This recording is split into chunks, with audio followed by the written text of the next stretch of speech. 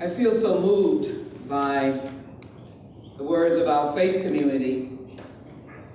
But then I feel empowered by the men and women who are standing here, because it says to the world, not even to the United States, that we have a body of political leaders, opinion leaders, in this great city of Houston and the surrounding area that are unafraid to stand against hate and to be on record for embracing all of our brothers and sisters. That is what Houston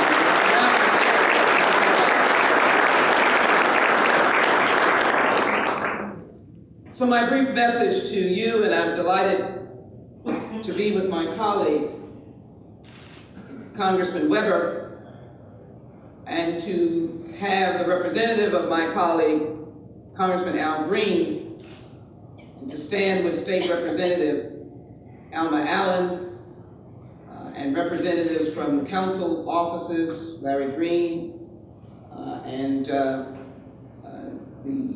former council member Garcia and former council member Gonzalez, who I can be inspired by his next step of leadership in our community. But what I simply want to say, I live this as a senior member on the Homeland Security Committee. I hope it won't shock you to hear me say a committee that I love and will seek not to move myself from, because I believe that it is the love of your nation that you serve on the Homeland Security Committee to protect this nation. But I believe, as I said, that we should not fear each other. So I first offer my sympathy to and love to the Turkish people. I'm glad we're in this wonderful Turkish house to express to them my sympathy for the fallen and the injured, and around the world, the international persons who lost their lives. Let me say that I have been in Istanbul on many occasions and flown into that airport and felt welcomed. That is why I ask us to leave here not fearing each other, but we work together and to acknowledge, just as we did in Orlando, people of different lifestyle, of which my good friend, President Khan, was willing to stand with me and acknowledge that humanity is humanity. Thank you for your prayers and well wishes for the people in Orlando, as well as we prayed for Sandy Hook. We prayed for Virginia Tech. We prayed and fell to our knees on Brussels and Paris. But what we will not do is we'll not fear each other. We'll remain engaged, and we will understand the value of our Muslim brothers and sisters. We'll understand the love that is in the Quran as I understand the principles in the Christian Bible, or the words of our brothers and sisters who are part of the Jewish faith, and those who are Buddhist and Hindu. But I quote two citations that bring us together. In the Christian faith, we use something called the Good Samaritan.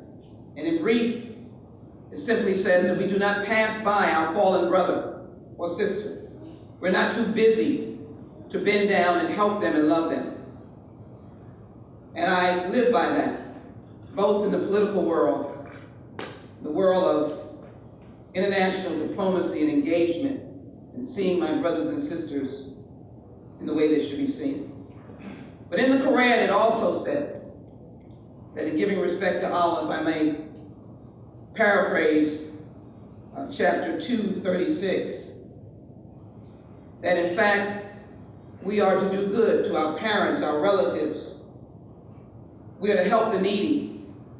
We're to help our near neighbors and our far neighbors and show them compassion. How much we are alike. So I close simply by looking forward to working with my colleague. As a member of the Homeland Security Committee, I have to acknowledge the great work of the security at Istanbul Airport on the perimeters of the airport. And so as an act of action, I'm hoping to work on increasing our perimeter security at our nation's airports. But that is the work that we should do along with the love and the expression of sympathy for our fallen brothers and sisters. And finally, we go not in fear, but we go in love.